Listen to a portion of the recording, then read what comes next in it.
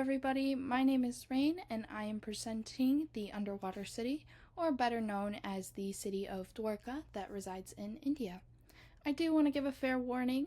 Some of these names are hard to pronounce, and so if I pronounce any, I do want to apologize in advance. Alright, let's begin. Dwarka as a whole. Dwarka is a small city located in the state of Gujarat, India. It's not a massive city, but it is well populated, running around approximately 752,484 people. This was per the 2011 census conducted by the government of India. I could not find more current day ones, but I'm sure there are records somewhere. The Dwarka today is much more modern, consisting of homes and one huge temple and several smaller temples. The area has apartments, as you can see to the top right. There's a lot of buildings, kind of crowded architecture, lots of people, though, getting into the water. They're right on that river and ocean. Not river, so sorry, ocean. And they are a lot of things going on over there. And I would like to draw attention to, as we saw in that kind of first introduction slide, the underwater city of Dwarka. Dwarka in the legends was a valued city by Krishna, the Hindu deity. Some believed that there were gold streets, palaces with wonderful details of architecture, many palaces consisting of homes, temples, and again, more palaces. But this is not the Dwarka we see today, as much has changed, and the amount of architecture has much changed as well. The old Dwarka, unfortunately, is not the Dwarka we see today, as Hindu legends tell that the old Dwarka was pulled into the sea some years later after Krishna's ruling and arrival due to Krishna's leave, but we'll dive into that more on the next slide. Some say it was due to divine intervention. Archaeologists have found traces of the architecture of old Dwarka, and that leads into the legends of the Hindu faith. So let's move on to the other slide. And the religious historical side of Dwarka, which contributes to our underwater city and now the temple of Dwarka that we see today. Dwarka was and still is built on faith and legend, focusing on the deity Krishna, who shaped Dwarka's history by turning it into a legend. In the Hindu legends, most believe that Dwarka was founded by Krishna after moving from the city of Mathura, his birthplace. He left Mathura after defeating and killing his uncle Kasna. I won't dive into that too much, as we have some friends who will dive into the city of Mathura a little bit more. It is said that Krishna claimed 37 square miles of land from the sea to create Dwarka, although it was also said to have sank into the ocean after Krishna's leave/death. In some Hindu legends, it is said that Krishna left the earth to go do his eternal duties, but also some other legends say that after Krishna died, the city sunk. And so there's a little bit of variation there that resides in the Hindu religion, but it is there. And that is now the Dwarka we know today, or it has transitioned. It has not, they are not one, they were separate to begin with. They've just adopted the same name. There was a temple built in Krishna's honor, but was destroyed by Muhammad Begharada rulers, and it was rebuilt in the 16th century. And I got this from the History of Dwarka from the government of India. It was said that the temple was grand as a palace. It honored Krishna to the fullest extent. It was also said in some legends that it was Krishna's regular residency, although that did change with the ruling of governments and wars and such.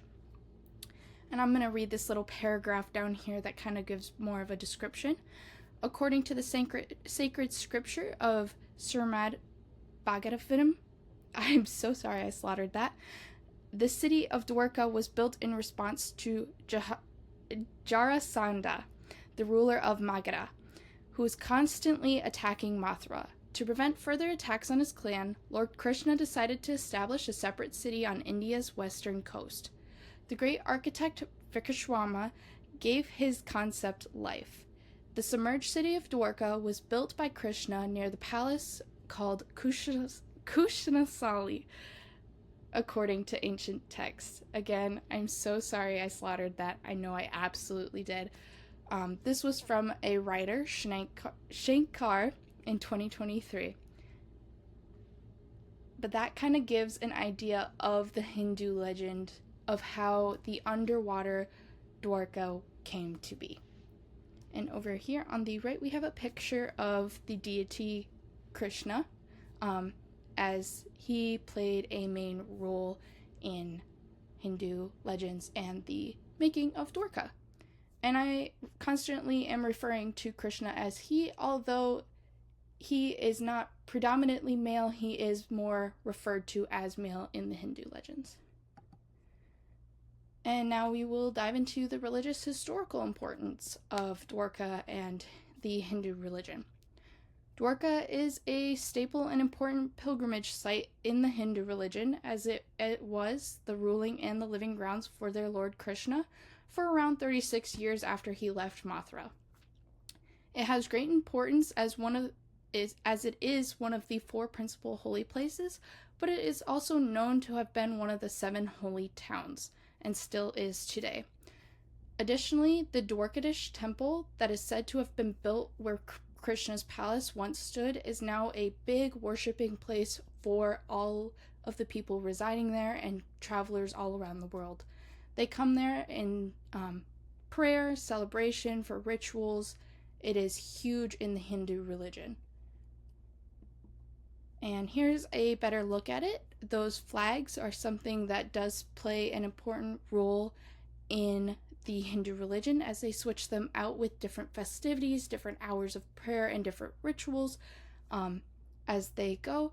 And so every intricate piece of this building has been well thought out and well put together, and ultimately leads to their heart of religion, as this has the most attention in Dwarka. It is the most attentive place in Dwarka.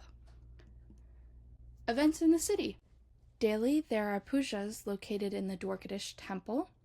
Each are a different ritual of honor and respect for their deity. I do want to mention that even though Krishna is a prominent part of the Hindu religion, specifically in Dwarka, not everybody who follows the Hindu religion does worship Krishna. There are other deities in this religion that many do follow, and many do go to the Dwarkadish temple to many or some go to the Dwarkadish temple to worship other faiths as well. This is a huge religious building in general. A puja is typically practiced by someone in the Hindu religion, but can be done by anyone. There are also festivals in the city. One of the most known is Krishna Jamashtami. Again, I'm so sorry. Which celebrates the birth of Krishna.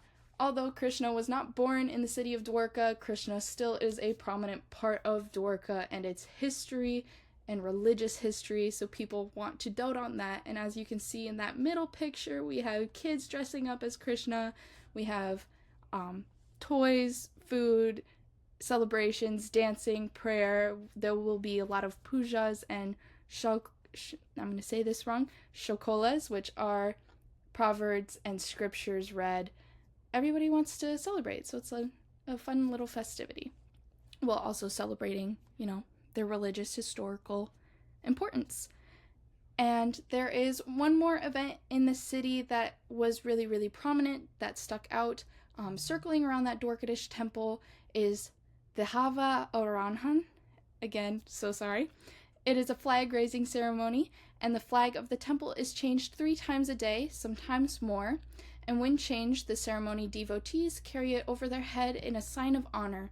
Meanwhile, pujas and shokolas, again those verses are proverbs or scriptures, are chanted.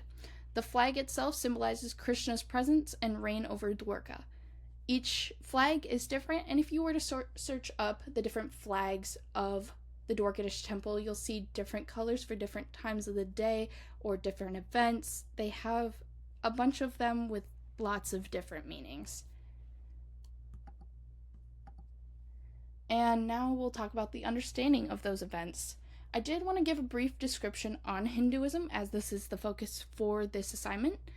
Hinduism is one of the oldest religions originating on the Indian subcontinent, and the faith was not originally called Hinduism. It originated by the Indus Valley Civilization, and it follows a belief system consisting of many different philosophies, rituals, and beliefs. There are 5 string beliefs to Hinduism: doctrine, practice, society, story, and devotion. Each help create a stronger devotion or support to one's faith. And people in the Hindu religion do not always follow these, but it is a structure to follow by. The events that take place in the city of Dwarka help us understand how they value and honor their religion. They're set aside times for pujas and shalakas, during flag raisings, and visits to the temple go through each cycle of Hinduism's string beliefs.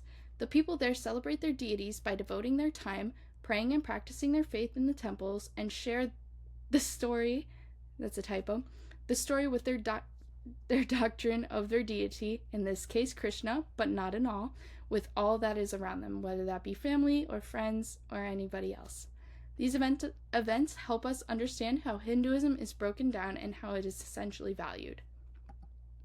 These are my sources. Thank you so much for listening. Have a good day.